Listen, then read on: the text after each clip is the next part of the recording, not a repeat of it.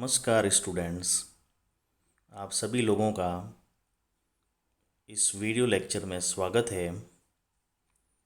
मैं Amit Purohit, lecturer, government polytechnic college Jodhpur, आज आपको इस वीडियो लेक्चर में डिप्लोमा थर्ड ईयर के सिविल ब्रांच के subject design of steel structure, जिसका कि सब्जेक्ट कोड है 302 CE 302 के टेंशन मेंबर चैप्टर के बारे में जानकारी दूंगा। इसका फर्स्ट सेशन हमने पहले देखा है, फर्स्ट लेक्चर इसका हो चुका है। इसका फर्स्ट, जिसमें काफ़ी पार्ट कवर हुआ है। ये जो चैप्टर है, ये अपने BTR, जो board of technical education of Rajasthan का जो सिलेबस है, उसका चैप्टर 4 है, डिज़ाइन ऑफ टेंशन मेंबर। और उसका आज हम सेकंड सेशन देख रहे हैं, सेकंड पार्ट उसका, उसके बारे में अध्ययन कर रहे हैं। फर्स्ट पार्ट में हम लोगों ने टेंशन मेंबर का इंट्रोडक्शन और उसके नेट सेक्शन एरिया कैलकुलेट करने का थ्योरी और उस पर कुछ न्यूमेरिकल प्रॉब्लम सॉल्व किए थी। आज हम लोग उसका डिज़ाइन स्ट्रेंथ निकालने के बारे में अध्ययन करेंगे। ये जो पार्ट है इसका, इसमें हमें डिज़ाइन ऑफ टेंशन मेंबर, इसके बारे में जानकारी लेनी है। यानी कि टेंशन मेंबर का जो डिज़ाइन या उसका जो एनालिसिस है वो कैसे करना है।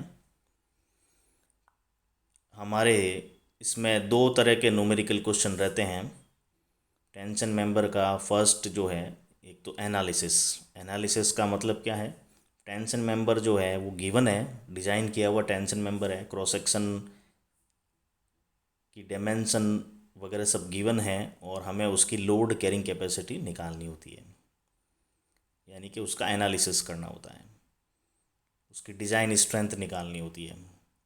और सेकंड पार्ट, सेकंड तरह की जो प्रॉब्लम्स हैं वो होता है डिज़ाइन प्रॉब्लम्स, जिसके अंदर क्या होगा, हमें लोड गिवन होगा, फोर्स गिवन होगा, और हमें एक टेंशन मेंबर का डिज़ाइन करके सेक्शन प्रोवाइड कराना होगा, यानी कि रोल्ड स्टील सेक्शन कौन सा लगेगा उसको डिज़ाइन करके बताना होगा, प्रोवाइड करना होगा, उसका डायमेंशन क्या क्या रहेगा, कौन सा सेक्शन काम लेंगे, इस तरह से। तो सबसे पहले हमें उसके बारे में थोड़ा सा अध्ययन करना पड़ेगा। IS 800 2007, जो कि अभी लिमिट स्टेट डिज़ाइन पर बेस्ड स्टील के लिए जो अभी कोड प्रिस्क्राइब्ड है भारत सरकार का, वो ये है IS 800 2007। उसके अकॉर्डिंग ही अब डिज़ाइन करना होता है। ये लिमिट स्टेट फिलोसॉफी पर बेस्ड है। Tension member can sustain loads up to the ultimate load where they fail by rupture at a weakest net section. यानी कि टेंशन मेंबर जो है, वैसे टेंशन मेंबर लोड जो है अल्टीमेट कैपेसिटी, यानी कि अपने अल्टीमेट लोड तक ले सकता है। हम लोगों ने पहले अध्ययन किया हुआ है कि अगर किसी अगर किसी माइल्ड स्टील का टेंशन टेस्ट किया जाए तो उसके अंदर जो है पहले प्रोपोर्शनल लिमिट आती है, फिर उसमें यील्डिंग होता है, तो यील्ड पॉइंट आता है, यील्ड पॉइंट के बाद में स्ट्रेन हार्डनिंग होता है, और उसके बाद में उसमें फिर जो है अल्टीमेट लोड आता है, और उसके बाद उसका जो है फ्रैक्चर होता है। तो इसका मतलब जो टेंशन मेंबर हैं वो उस रॉड की तरह ही बिहेव करते हैं, माइल्ड स्टील की रॉड जैसे UTM मशीन पे टेस्ट करते हैं उस तरह से। तो इसमें अल्टीमेट लोड तक जाके ये फिर फेल होगा, तो वहाँ तक ये लोड ले सकता है। और जब ये कोई सेक्शन उसके अंदर वीक होगा, उसमें जैसे माइल्ड स्टील रॉड में नेकिंग होता है, तो उस तरह से इस मेंबर में भी जहाँ पर वीक सेक्शन मिलेगा वहाँ पर ये फ्रैक्चर होगा, फेल होगा। परंतु बहुत से मेंबर जो होते हैं वो यील्डिंग में भी फेल हो जाते हैं, यानी कि अगर उसमें यील्डिंग हो जाए बहुत ज़्यादा। यील्डिंग में क्या होगा कि उसमें एलोंगेशन बहुत ज़्यादा होता है। तो yielding of the gross section of the member may take place before the rupture. परंतु क्या है कि रप्चर या फ्रैक्चर एक्चुअली हो ही नहीं रहा है, लेकिन उसके पहले अगर मेंबर में बहुत ज़्यादा यील्डिंग हो जाए किसी भी पॉइंट पे, सेक्शन पे, तो उसके अंदर भी जो है उसको फेलियर माना जाता है। रोल्ड स्टील सेक्शंस में also fail by block shear. ये सभी जो हैं टेंशन मेंबर के फेल होने के तरीके हैं, ये वो कैसे कैसे फेल हो सकता है, उसका फेलियर क्राइटेरिया क्या क्या है। तो रोल्ड स्टील सेक्शन में also fail by block shear. Block share एक फेलियर क्राइटेरिया है जिसके अंदर कनेक्शन के ऊपर ये फेल होता है, जिसमें शेयर और टेंशन का कॉम्बिनेशन है। इसमें किसी एक उस मेंबर का एक ब्लॉक, एक पार्ट कट के अलग हो जाता है। तो उसमें उसको इस अच्छे से आगे से समझेंगे फिगर में। तो ये भी एक क्राइटेरिया है ब्लॉक शेयर फेलियर। नेक्स्ट जो है उसके बाद में आता है फैक्टर्ड। नेक्स्ट पॉइंट है the factored design tension in the member should be less than the design strength of the member.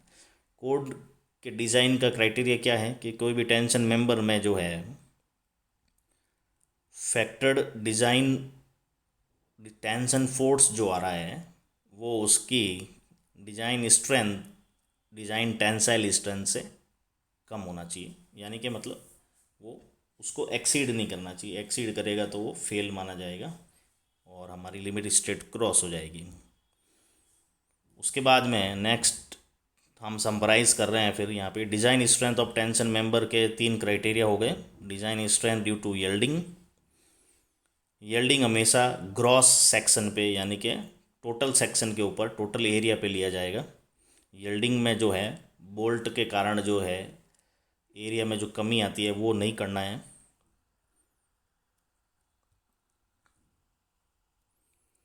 और design strength due to rupture. Rupture या जो फ्रैक्चर है वो हमेशा किसी क्रिटिकल सेक्शन पे होगा और नेट सेक्शन पे होगा, नेट एरिया पे होगा। क्योंकि रप्चर तभी होगा जब नेट बोल्ट होल के नेट एरिया लिया जाएगा। और design strength due to block shear. Block shear तीसरा क्राइटेरिया है फेल होने के लिए। तीसरा criteria block shear. Design strength due to yielding.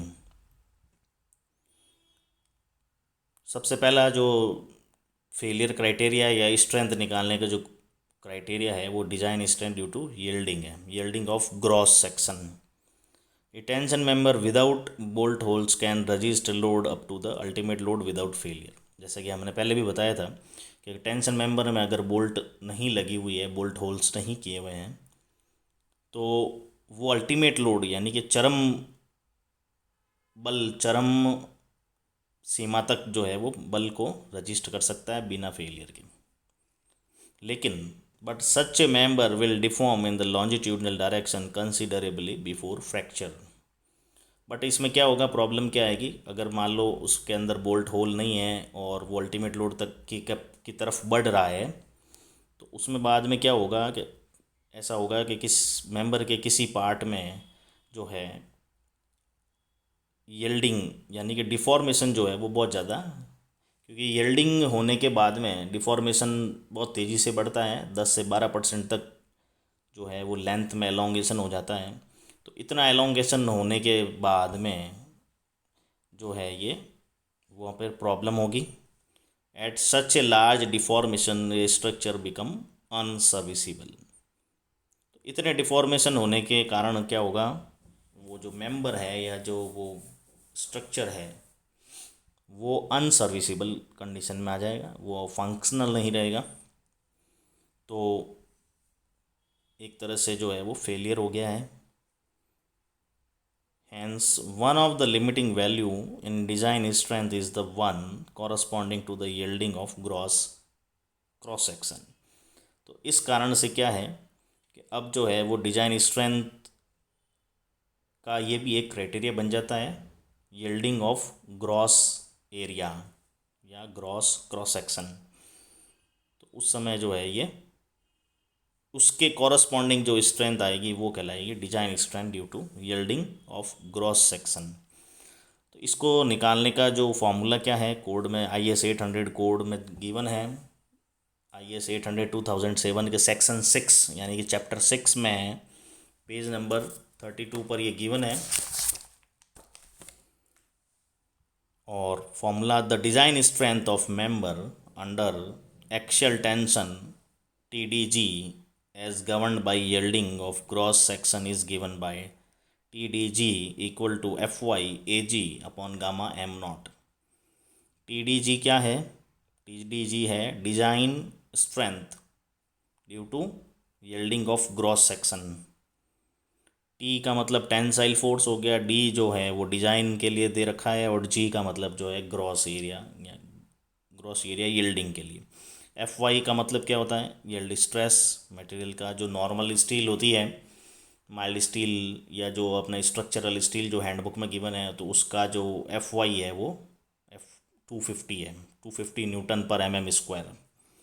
AG हो गया gross area of cross section, यानी कि जिस भी क्रॉस सेक्शन के ऊपर जो है चेक करना है तो उसका क्रॉस सेक्शनल एरिया कितना है। और गामा m नॉट जो है वो है partial safety factor for failure in tension by yielding.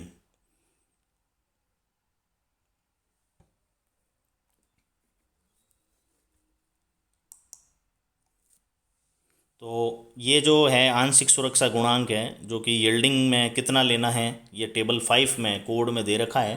Table 5 जो है वो कोड की पेज नंबर 30 पर गिवन है। गामा एम नॉट का वैल्यू जो है वो 1.10 है।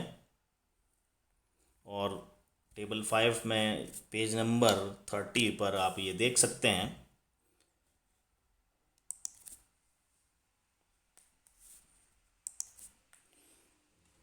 तो इस तरह से ये डिज़ाइन स्ट्रेंथ निकालने का ये फॉर्मूला कोड में गिवन है, और इस तरह से हम इस पर कैलकुलेशन भी कर सकते हैं। उसके बाद में नेक्स्ट आता है design strength due to rupture of critical section. इसके अंदर जो सबसे पहले है, यानी कि अल्टीमेट स्ट्रेंथ या नेट सेक्शन, जो क्रिटिकल सेक्शन के ऊपर जो है फ्रैक्चर होने का डर रहेगा, वहाँ पर मटेरियल जो है वो फ्रैक्चर हो जाएगा। तो इसके अकॉर्डिंग डिज़ाइन स्ट्रेंथ निकालने के लिए फॉर्मूला गिवन है, ये भी कोड में गिवन है फॉर्मूला। और सबसे पहले ये प्लेट के लिए गिवन है। Plate, the design strength in tension of A plate TDN as governed by rupture of net cross sectional area AN at the holes is given by TDN equal to 0.9 FU AN upon gamma m1। T का मतलब हो गया tensile strength, D मतलब design, N मतलब हो गया net area पे कितना आ रहा है, इक्वल टू 0.9 FU जो होता है वो है ultimate tensile stress of material. ये जो माइल्ड स्टील है उसका जो है अल्टीमेट स्ट्रेंथ कितनी होगी, Fe410। उसका जो कोड है उसको Fe410 भी बोलते हैं। तो उसका FY जो होता है वो 250 होता है, और जबकि उसका FU जो है अल्टीमेट स्ट्रेंथ वो होती है 410 न्यूटन पर mm²। और AN जो हो गया वो हो गया net effective area of the member का जो है क्रिटिकल सेक्शन के ऊपर नेट इफेक्टिव एरिया कितना है। जैसा कि हमने कल वाले पहले वाले जो फर्स्ट पार्ट के जो चैप्टर में हमने वीडियो के अंदर ये निकालना सीखा था, और किस तरह से निकालते हैं ये हम वापस ये AN निकालने का भी फॉर्मूला देखते हैं। और गामा M1 जो है वो होगा partial safety factor for failure in tension. ये भी टेबल 5 में गिवन है, गामा M1 की वैल्यू 1.25। फिर इसके बाद में हम लोग देख रहे हैं कि AN कैसे कैलकुलेट किया जाए प्लेट के लिए। यहाँ पर फिगर में जैसे हमें गिवन है कि अगर इस तरह से जिगजैग या स्टैगर्ड बोल्ट्स लगी हुई है तो नेट एरिया निकालने का फॉर्मूला क्या है, इफ़ेक्टिव विड्थ निकालना है पहले। तो actual width B minus NDH, N हो गया नंबर ऑफ बोल्ट होल, और DH जो है वो हो गया बोल्ट होल डाया। तो अगर हमने कोई स्टैगर्ड लाइन या इस तरह से प्लेन ले रखा है जो कि फिगर में शो हो रहा है डॉटेड लाइन वाला, जिसमें कि 1 2 3 4 करके 4 इंक्लाइंट लाइन आ रही है स्टैगर्ड पिच, इसमें पी एस है और गेज जो है स्टैगर्ड गेज जो है वो जी है। तो इसके अंदर जो है नेट एरिया निकालने का फॉर्मूला क्या बनेगा, B minus N D H plus sigma P S I square upon 4 G I. P S I का मतलब है जितनी भी इंक्लाइंड लाइन आ रही है आई की वैल्यू 1 to जो है नंबर ऑफ इंक्लाइंड लाइन तक चलेगा, और एस पी एस जो है वो स्टैगर्ड पिच है और जी जो है वो गेज है। तो पहली वाली इंक्लाइंड लाइन के लिए अगर पिच का मान P1 है और गेज का मान G1 है तो वो हो जाएगा P1² / 4G1। और दूसरी वाली लाइन के ऊपर अगर स्टैगर्ड पिच की वैल्यू P2 आ रही है तो उसको हम उस टाइम हो जाएगा P2² / 4G2। और अगर सभी लाइन पे स्टैगर्ड पिच और गेज की वैल्यू सेम है तो हम उसको जो है P² / 4G और उतनी नंबर ऑफ लाइन से मल्टीप्लाई कर देंगे। सिग्मा का मतलब जो है वो जोड़ते जाएं। अगर एक लाइन है तो एक, और अगर 4 लाइनें हैं तो ये 4 बार P² / 4G आएगा, और अगर कॉमन P और G की वैल्यू सेम है तो 4 × P² / 4G कर देंगे। ठीक है, तो इस तरह से जो है ये नेट एरिया क्रिटिकल सेक्शन के ऊपर निकालते हैं, और इनटू टी करेंगे तो टोटल नेट एरिया मिलेगा प्लेट का क्रिटिकल प्लेन पे नेट एरिया मिलेगा। और उसको जो है फॉर्मूला लगा के 0.9 ANFU अपॉन गामा M1 से उसको कैलकुलेट कर लेंगे। फिर इसके बाद में आता है design strength due to rupture of critical section for single angle. पहले हमने प्लेट के लिए देखा था, इसके बाद में अब हम देख रहे हैं सिंगल एंगल के लिए। सिंगल एंगल के केस में अगर बोल्ट लगी हुई है, हम जैसे कि फिगर में देख रहे हैं, अगर बोल्ट लगी है तो उसके लिए दे रखा है फिगर, और अगर वेल्डिंग कर रखी है तो उसके लिए भी फिगर गिवन है। The rupture strength of an angle connected through one leg is affected by shear leg. अगर एंगल जो है वो 2 प्लेन मेंबर है तो उसके अंदर क्या होगा, अगर एक लेग से कनेक्शन बनाया है तो दूसरी लेग जो होगी वो फ्री रहेगी, वो कनेक्शन में उतना पार्टिसिपेट नहीं कर पाती है। तो जो लेग कनेक्टेड है, जिस लेग से बोल्ट लगाया है, वेल्ड लगाई है, जिससे कनेक्शन बनाया है, वो कनेक्टेड लेग कहलाती है। और जो लेग उसके परपेंडिकुलर है, कनेक्टेड लेग के परपेंडिकुलर लेग है, वो आउटस्टैंडिंग लेग कहलाती है, जो अनकनेक्टेड लेग है। तो उस लेग का जो है ऐसा माना जाता है कि सारा का सारा जो लोड कैरिंग कैपेसिटी है वो इफ़ेक्टिव नहीं होता है, उस पर शेयर लेग इफेक्ट लगता है। तो उस फैक्टर को उसको इंक्लूड करने के लिए बीटा फैक्टर इसमें लगाया गया है। तो TDN यानी कि टेंसाइल स्ट्रेंथ नेट एरिया पे रप्चर के अंदर जो है TDN, the rupture strength, the design strength TDN as governed by rupture at net section is given by TDN equal to 0.9 ANC into FU upon gamma M1 plus beta AG0 FY upon gamma M0। तो इसमें जो है 0.9, फिर ANC क्या है, ANC का मतलब है net area of connected leg. ANC का मतलब है, A मतलब एरिया, N मतलब जो है नेट, और C मतलब जो है connected leg. Net area of connected leg यानी कि कनेक्टेड लेग में अगर बोल्ट होल किया है तो वो माइनस करते हुए एरिया निकालना है। FU जो है अल्टीमेट टेंसाइल स्ट्रेंथ है। गामा M1 की वैल्यू 1.25 टेबल 5 में दे रखी है कोड में। फिर जो है बीटा फैक्टर है जिसकी वैल्यू नीचे दे रखा है, किस तरह से कैलकुलेट करना है। AGO का मतलब जो है एरिया ग्रॉस आउटस्टैंडिंग, AGO का मतलब है आउटस्टैंडिंग, O का मतलब है आउटस्टैंडिंग लेग, यानी कि जो आउटस्टैंडिंग लेग है उसका एरिया कितना है।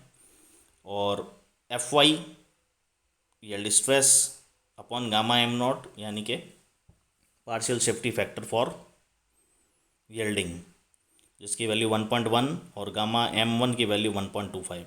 तो इसमें दोनों अलग अलग लेग में अलग अलग लग रहा है, और इसको अच्छे से हम जब न्यूमेरिकल प्रॉब्लम सॉल्व करेंगे तो इसको और देखेंगे। बीटा का वैल्यू निकालने का ये एक लंबा चौड़ा फार्मूला गिवन है, एक्सप्रेशन गिवन है 1.4 minus 0.076 upon W/T into W/T into FY upon FU into BS upon LS। और जो है ये FU upon gamma M0 upon FY into gamma M1 से कम होना चाहिए और 0.7 से ज़्यादा होना चाहिए। अब इसके अंदर हम जब देख रहे हैं तो W और T का मान क्या है, W जो है वो आउटस्टैंडिंग लैग विड्थ है, BS जो है वो शियर लैग विड्थ है। फिगर में ये इसको एक्सप्लेन किया हुआ है। स्मॉल w की वैल्यू क्या है कि जहाँ पर आउटस्टैंडिंग लैग स्टार्ट होती है वहाँ से लेके जहाँ पर अपने को ये ख़त्म हो रही है उसका लैग की जो विड्थ है वो है स्मॉल w, आउटस्टैंडिंग लैग। और BS जो है वो शियर लैग विड्थ है। शियर लैग विड्थ क्या होती है कि आउटस्टैंडिंग लैग का जो सिरा है वहाँ से स्टार्ट होना है और जहाँ पर जब अपने को वहाँ तक चलना है जब अपने को कोई भी कनेक्शन मिले। अगर बोल्ट लगी हुई है जैसा कि फिगर में आप लोग देख रहे हैं तो W से के आउटस्टैंडिंग लैग के सिरे से स्टार्ट होंगे तो W चलेंगे, उसके बाद में WL और चलेंगे, ठीक है, तब हमें जो है वो बोल्ट मिलेगी। तो BS जैसा कि आप लोग फिगर में देख रहे हैं BS इक्वल टू क्या हो गया W plus WL minus T। अब इसमें क्या होगा कि यहाँ जॉइंट जब आ रहा है दोनों लेग का जो जॉइंट आ रहा है तो वहाँ पे T जो है वो 2 बार आ जाता है तो इसलिए उसको एक बार माइनस कर देते हैं, क्योंकि यहाँ से यहाँ W और फिर यहाँ से आगे WL तो इसके अंदर T 2 बार ऐड हो जाता है तो एक बार T को माइनस कर देंगे। और अगर वेल्डिंग करी हुई है तो वेल्डिंग जब इसके एंगल के किनारे पे की है L तो जो है ये W की वैल्यू यहाँ, ये आउटस्टैंडिंग लैग यहाँ रहेगी W और BS का मान भी W ही रहेगा, क्योंकि यहाँ पे W जहाँ पे ख़त्म हो रहा है वहीं पर जो है वेल्ड मिल गया है तो शियर लैग की जो लेंथ है वो वहाँ तक ही होती है जहाँ तक कनेक्शन है। और उसके बाद में इसमें जो है LC का है, LC है length of the end connection, that is the distance between the outer most bolt in the end joint. अगर बोल्टेड जॉइंट है तो पहली बोल्ट और आखिरी बोल्ट के बीच में जो है लेंथ ऑफ जॉइंट कितना है, पहली बोल्ट के सेंटर से आखिरी बोल्ट के सेंटर तक। ये हम इस पर अगर जब न्यूमेरिकल प्रॉब्लम सॉल्व करेंगे तो और अच्छे से इसको समझ पाएंगे। इसके बाद में नेक्स्ट आता है design strength due to block shear. ये तीसरा क्राइटेरिया है ब्लॉक शेयर का, जैसा कि आप लोग देख रहे हैं फिगर के अंदर। ये फिगर ए जो है वो प्लेट के लिए गिवन है और फिगर बी जो है वो एंगल के लिए ब्लॉक शेयर गिवन है। तो यहाँ पे हम आप लोग देख रहे हैं ब्लॉक शेयर क्या होता है। जैसे दो मेंबर हैं, ये ऊपर से टॉप व्यू है, एक के ऊपर एक दो प्लेट रखी हुई है, तो जब दोनों पर टेंसाइल फोर्स आ रहा है तो कोई एक प्लेट का एक पार्ट और एक ब्लॉक इस तरह से 1 2 3 4 पूरा कटकर अलग हो जाएगा, जिसके नीचे हम लोग देख रहे हैं ये कटा हुआ पार्ट है। इसमें क्या होगा, लोड की डायरेक्शन के जो पैरेलल जो कटिंग सरफेस है कौन कौन सी है 1 2 और 3 4, तो इस पे क्या होगा लोड जो है लोड के ये पैरेलल हैं, तो इसमें इस कटिंग सरफेस के ऊपर क्या लगेगा, जब फोर्स के पैरेलल कोई फोर्स लगता है तो वो शियर फोर्स होता है, तो इसमें ये शियर फोर्स लगेगा। और 2 3 जो प्लेन है, जो समतल 2 3 है उसके परपेंडिकुलर फोर्स लग रहा है तो वो उस पर लगाएगा टेंशन। तो टेंशन और शियर का ये कंबाइंड फेलियर इफेक्ट है और इसमें एक पूरा ब्लॉक या टुकड़ा कट के अलग हो जाता है। तो इसका जो स्ट्रेंथ है वो निकालने का फॉर्मूला यहाँ पे गिवन है, block shear strength TDB। TDB का मतलब क्या है, T फॉर टेंशन, D मतलब डिजाइन और B मतलब ब्लॉक शियर के लिए। TDB का अपने आप में खुद के दो फार्मूले हैं, AVG FY upon √3 gamma m0 plus 0.9 ATN FU upon gamma m1, या दूसरा फार्मूला और है 0.9 AVN FU upon √3 gamma m1 plus ATG FY upon gamma m0। अब इसके अंदर और साथ पहले फिगर बी को देख लेते हैं। फिगर बी में क्या फिगर ए में क्या होगा, प्लेट के लिए जब इस तरह से कटेगा तो ये सेक्शन इस तरह से कटेगा जैसा कि आप लोग देख रहे हैं 1 2 3 4, ठीक है। अब एंगल के केस में क्या होगा, ये जो डबल लाइन शो हो रही है ये इसकी आउटस्टैंडिंग लेग है, जो अनकनेक्टेड लेग है, जो कि जो हम देख रहे हैं टॉप व्यू में, तो ये हमें लेग का ये केवल 2 लाइन दिख रही है, ये इसके परपेंडिकुलर है, अपने प्लेन के जो व्यू वाला प्लेन है उसके परपेंडिकुलर ऊपर आ रही है। तो इसमें क्या होगा 1 से 2 जाएगा, फिर 3 जाएगा, 3 जाने के बाद में ये 4 नहीं जाएगा क्योंकि इसको शॉर्ट पाथ मिल रहा है इस ब्लॉक को काटने के लिए, तो 3 से जो है ये सीधा बार की ओर चला जाएगा। ये 2 से उधर नहीं जा सकता, 2 की ऊपर की तरफ नहीं जा सकता क्योंकि उधर लैग है। तो इसको जो है ये इधर कट हो गया। तो जो एंगल है, एंगल में इस तरह का फेलियर होता है तो ब्लॉक इस तरह से ही कटता है। तो कोड में इसीलिए गिवन है कि एंगल में इस तरह से लेना है। अब हम लोग इसमें जो ये फॉर्मूले में जो चीज़ें आ रही है उसको हम देख लें, जैसे AVG और AVN। ए का मतलब होता है एरिया, कैपिटल ए का मतलब होता है एरिया। वी जो है वो शेयर फोर्स के लिए काम लिया जाता है। तो वी का नोटेशन का मतलब है शेयर, यानी कि जिस पे शेयर लग रहा है, ऐसा एरिया जिस पे शेयर लग रहा है। जी का मतलब है ग्रॉस और एन का मतलब है नेट। यानी कि ए वी जी का मतलब क्या हो गया, ए वी जी का मतलब हो गया ऐसा एरिया जिस पे शेयर लग रहा है और एरिया भी ग्रॉस लेना है, यानी कि बोल्ट होल के कारण रिडक्शन नहीं करना है, उसको घटाना नहीं है। तो अब आप लोग देखेंगे कि जैसे इसमें प्लेट के अंदर हमारे को क्या मिल रहा है, फिगर ए के अंदर 1 2 और 3 4 इन दोनों पे शेयर लग रहा है। तो 1 2 की जो लेंथ है और थिकनेस जो प्लेट की है मान लेते हैं टी, तो लंबाई हो गई 1 2 की जो लंबाई है इनटू थिकनेस। उसी तरह 3 4 भी, उस पर भी क्या हो रहा है, शेयर लग रहा है, फोर्स जो है वो टेंजेंशियल है इस पर। तो 3 4 की भी लेंथ इनटू थिकनेस, तो ये टोटल जो है 1 2 की लंबाई प्लस 3 4 की लंबाई इनटू थिकनेस, ये वाला जो एरिया है ये मिलेगा हमें ग्रॉस एरिया। और इसी का जब हम देख रहे हैं नेट एरिया निकालना होगा तो हमें बोल्ट होल माइनस करने पड़ेंगे। तो जब हम इधर से जाएंगे 1 2 से, तो पहले 1 वाला जो एरिया है वो पूरा माइनस होगा, एक बोल्ट होल।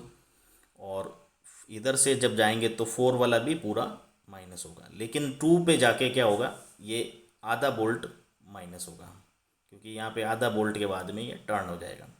और 3 में भी जो है ये आधा बोल्ट ही इसके अंदर माइनस होगा। तो इसके लिए AVN जब निकालेंगे तो टोटल लेंथ में से क्या होगा, 3 बोल्ट होल, यानी कि एक ये नंबर 1 और 1 नंबर 4 नंबर और 2 3 का आधा आधा लेंगे तो 3 बोल्ट होल माइनस होंगे। ठीक है। और फिर देखते हैं ATG और ATN। ए मतलब होता है एरिया, टी मतलब टेंशन और जी मतलब ग्रॉस। और ATN में ए मतलब एरिया, टी मतलब टेंशन और एन मतलब नेट। अब इसमें हम लोग देख रहे हैं कि भाई 2 3 जो सेक्शन है उसके ऊपर जो है टेंशन लग रही है, तो 2 3 जो है वो हो गया। और उसकी लंबाई 2 3 सेक्शन की लंबाई इनटू थिकनेस करेंगे तो हमें ग्रॉस एरिया मिलेगा। और 2 3 की लंबाई में से आधा बोल्ट इधर और आधा बोल्ट इधर माइनस करेंगे तो 1 बोल्ट माइनस होगा प्लेट के लिए। और अगर एंगल में करेंगे तो एक और आधा 1.5 बोल्ट यानी कि 1.5 बोल्ट का माइनस होगा ATN निकालते समय। FY और FU अल्टीमेट स्ट्रेंथ है और FY जो है वो यील्ड स्ट्रेंथ है।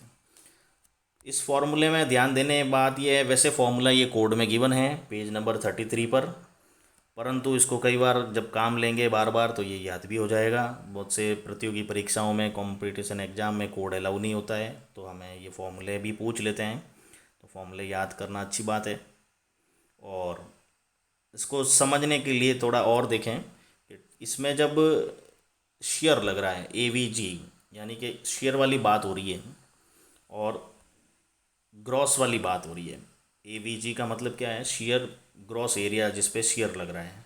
तो हमेशा ग्रॉस एरिया जब भी कहीं आता है तो उसके साथ में अल्टीमेट नहीं आके यील्ड आता है, उसमें FY आता है। और जब FY आता है तो हमेशा पार्शियल सेफ्टी फैक्टर का वैल्यू गामा M0 होता है। और शेयर के साथ में एक फैक्टर हमेशा √3 भी इसमें नज़र आता है। तो कोड में जो बहुत सारे फॉर्मूले हैं, कहीं हर जगह कहीं आप देखेंगे कि जब शेयर का कोई बात हो रही है, शेयर फोर्स की या शेयर स्ट्रेंथ की, तो उसमें √3 का फैक्टर आएगा। और जब ATN का मतलब हो गया नेट एरिया इन टेंशन। जब नेट एरिया काम आता है तो उसमें 0.9 फैक्टर हमेशा उसके साथ अटैच होता है। और नेट जब एरिया होता है तो उस पर अल्टीमेट स्ट्रेस काम आती है एफ यू, और जब एफ यू काम आती है तो हमेशा gamma M one, partial safety factor gamma M one काम आता है। तो ये थोड़ा बहुत ध्यान देने योग्य बात है इसको याद करने के लिए। उसी तरह जब A V N, net area in shear देखेंगे, तो हमें फिर 0.9 मिलेगा और इसके साथ में एफ यू मिलेगा, और एफ यू होने के कारण गामा एम वन मिलेगा, लेकिन ए वी एन यानी कि शेयर होने के कारण √3 भी मिलेगा। तो इसी जो पार्ट में, इसी एक्सप्रेशन में 0.3 भी आ रहा है। और ए टी जी में ग्रॉस एरिया मिल रहा है तो एफ वाई मिल रहा है और गामा एम नॉट मिल रहा है। तो इस तरह से जो है आज हम लोगों ने टेंशन मेंबर की ये सारी डिजाइन स्ट्रेंथ निकालने की थ्योरी के बारे में अध्ययन किया है। 3 फेलियर पैटर्न होते हैं: design strength due to yielding, design strength due to rupture and design strength due to block shear. तो कोई भी टेंशन मेंबर होगा तो उसकी जो वास्तविक एक्चुअल टेंसाइल स्ट्रेंथ या डिजाइन स्ट्रेंथ क्या होगी, जो इन तीनों में से जो सबसे कम आएगी, least of the following, least of these 3 जो होगा, वो उसकी डिजाइन स्ट्रेंथ कहलाएगी, वही डिजाइन स्ट्रेंथ होगी, वो उसी लोड पे जाके फेल होगा। ठीक है, तो हाँ, इस पे बेस्ड अब हम लोग जो है एनालिसिस के क्वेश्चन भी कर सकते हैं और फिर डिजाइन के क्वेश्चन भी कर सकते हैं। तो इस सेशन में इस वीडियो लेक्चर के इस सेशन में हम लोग इतना ही थ्योरी के बारे में अध्ययन करेंगे। इसके बाद में नेक्स्ट इस पर जो न्यूमेरिकल क्वेश्चंस हैं वो नेक्स्ट में करेंगे। पहले एनालिसिस के क्वेश्चन करेंगे, उसके बाद में डिज़ाइन के क्वेश्चन करेंगे। रीडिंग्स और रेफरेंस के लिए जो है आप लोग देख सकते हैं, IS 800 कोड ज़रूरी है, उसको ही फॉलो करना है, ये कंपलसरी है क्योंकि भारत सरकार का ये गाइडलाइन है। और बुक्स जो है वो आप रेफरेंस के लिए ये देख सकते हैं, KS साईराम, SK दुग्गल, भावी कट्टी और सुब्रमण्यम। इसके अलावा भी बुक्स बहुत सारी हैं, पर हमें लिमिट स्टेट डिजाइन मेथड ही पढ़ना है। और थैंक यू। नेक्स्ट बचा हुआ सेशन जो है हम नेक्स्ट वीडियो लेक्चर में करेंगे।